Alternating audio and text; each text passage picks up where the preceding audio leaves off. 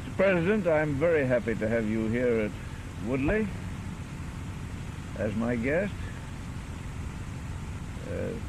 This old house that we're looking at is quite a historic house.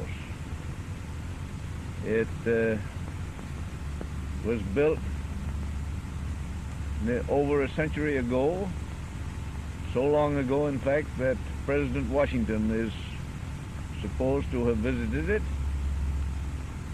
and a number of other presidents have also been its guests.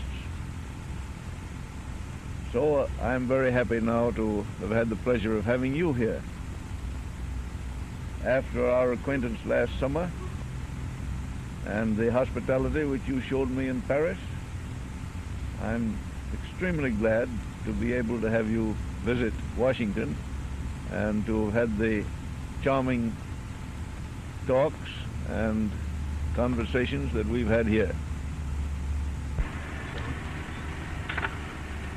Depuis que je suis arrivé, j'ai reçu de l'amitié qui unit nos deux pays des témoignages touchants. Je dirais à mes compatriotes que